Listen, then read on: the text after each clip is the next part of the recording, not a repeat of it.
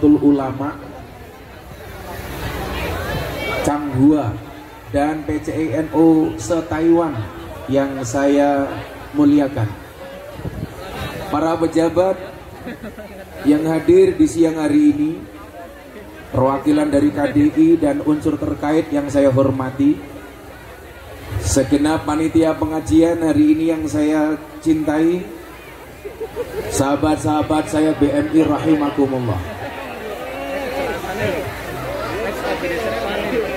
Tuku bawan bakule perawan, perawane ayu bokonge lemu. Hai sahabat-sahabat saya Taiwan yang cantik dan tampan, izinkan Gus Miftah mengucapkan I love you.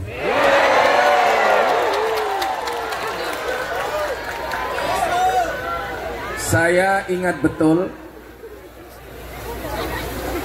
pengajian akbar terakhir di Taiwan yang datang saya gara-gara corona.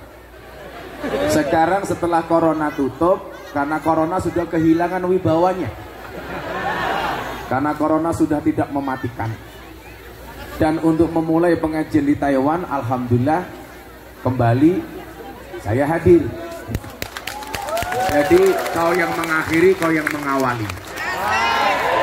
Mudah-mudahan ini pertemuan yang baik dan semuanya mendapatkan kebaikan dari Allah Ta'ala.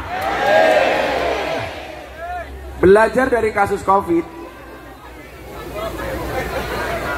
kita begitu cepat kehilangan waktu. 2 tahun lebih waktu hilang gara-gara COVID. Pelajaran apa yang bisa kita ambil, Bapak Ibu, Mas-mas, Mbak-mbak sekalian? Ada perbedaan yang cukup signifikan antara uang dan waktu. Apa perbedaan yang sangat penting antara uang dan waktu?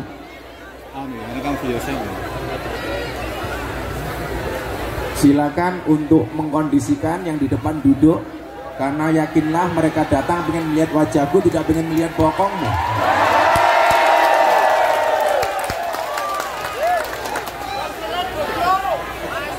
Apa perbedaan penting antara uang dan waktu? Semua orang bisa tahu berapa sisa uang yang dia miliki, tapi tidak semua orang tahu berapa sisa waktu yang dia miliki. Tapi anehnya apa? Banyak orang kehilangan waktu demi uang, dan banyak orang bersedih ketika kehilangan uang, namun tidak pernah bersedih ketika kehilangan waktu. Uangmu ada berapa bisa kamu lihat di tabunganmu, tapi sisa waktumu tinggal berapa tidak pernah bisa kamu ketahui dimanapun berada, berapapun sisanya. Disitulah kenapa kemudian dikatakan al-waktu asmanu minaz dzahab. Waktu itu lebih berharga dibandingkan emas. Saya melihat sahabat-sahabat saya di sini, ada yang udah puluhan tahun di Taiwan. Pertanyaannya adalah, apa yang sudah bisa kita lakukan selama puluhan tahun itu di Taiwan? Mungkin jawabannya apa? Ada yang jawab, Gus, saya sudah bisa bangun rumah saya di desa. Bagus. Gus, saya sudah bisa menyekolahkan anak saya sampai perguruan tinggi. Keren. Atau mungkin juga ada yang bilang, Gus, puluhan tahun saya di Taiwan. Kenapa? Saya sudah bisa nambah apa? Istri.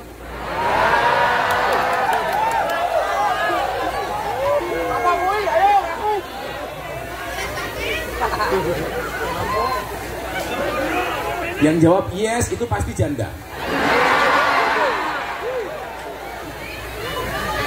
Cangkeme hidup rondo, lemu cerewet. Ternyata apa? Waktu yang terbaik itu bukan waktu yang kita habiskan untuk uang, bukan waktu yang kita habiskan untuk bekerja, tetapi waktu yang terbaik itu adalah ketika ada nilai manfaat untuk Allah. Ketika waktu kita yang berjalan ini, mohon maaf, kita maksimalkan untuk mendekatkan diri kita kepada Allah. Makanya Allah uji dengan satu peringatan namanya COVID. Bagaimana kita bersikap dengan COVID itu? Tahu-tahu sudah 2,5 tahun. Dan alhamdulillah hari ini kita kembali bertemu.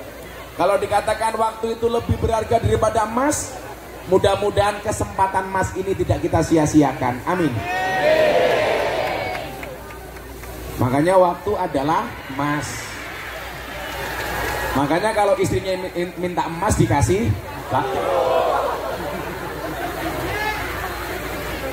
Nah, saya melihat ada kondisi dan posisi yang cukup ideal bagi teman-teman BMI sebagai agen dakwah.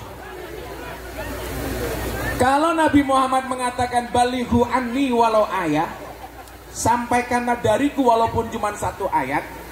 Coba komunitas Nahdiyin yang ada di Taiwan, alangkah indahnya kalau semuanya menjadi agen dakwah. Tapi saya bukan dai, Gus. Iya. Saya bukan ustadz. Iya. Saya bukan kiai. Iya. Yang perlu diingat adalah dakwah itu bukan profesi, tapi apapun profesinya harus berdakwah. Tapi saya belum alim, Gus. Ingat, berdakwahlah sampai alim, jangan nunggu alim baru berdakwah. Sama halnya saya bilang, berangkatlah ke masjid sampai tua, jangan nunggu tua baru ke masjid.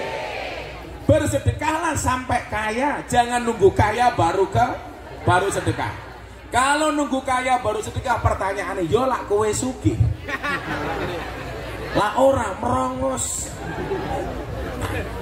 Coba, bagaimana umpamanya dakwah yang paling sederhana? Sehingga apa? Risalah yang Allah turunkan melalui Nabi Muhammad itu bisa disiarkan kemanapun kita berada. Saudara-saudara sekalian, nyuwun sewu, Islam itu kan sebenarnya intinya cuma ada 2. Yang pertama rahmat, yang kedua akhlak. Wa ma arsalnaka illa rahmatan lil alamin, rahmat.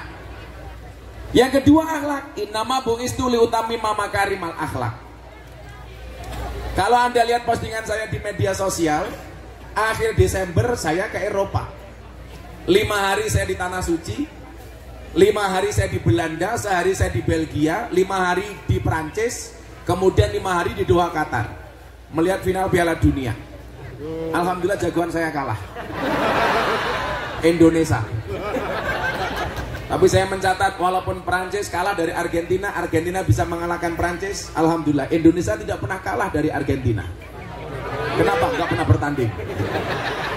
Makanya kita pertahankan, jangan sampai Indonesia ketemu dengan Argentina, daripada kita malu berjamaah. Saya melihat apa? Ada kecenderungan di Belanda, negara yang sangat maju, banyak orang menjual gereja. Ketika saya tanya, kenapa Anda menjual gereja? Karena mejanya kecil, degannya datang. Kamu naruhnya bingung.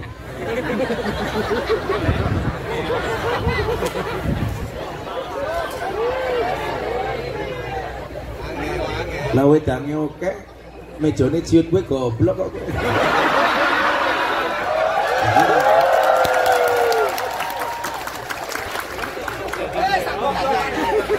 Lagian minuman sebanyak ini kowe ngombeni iki apa ngomboni cangkem sapi?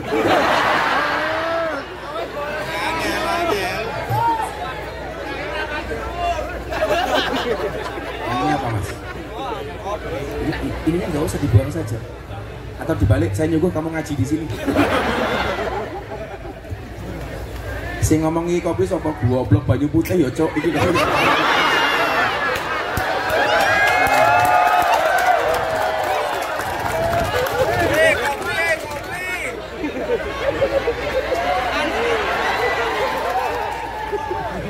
oh, oh salah. Ini kesalahan fatal. Ini kencur itu untuk dimamah ora dikum goblok. Mat rusun si menek kuwi sapa ngomong. Saya pikir jahit ternyata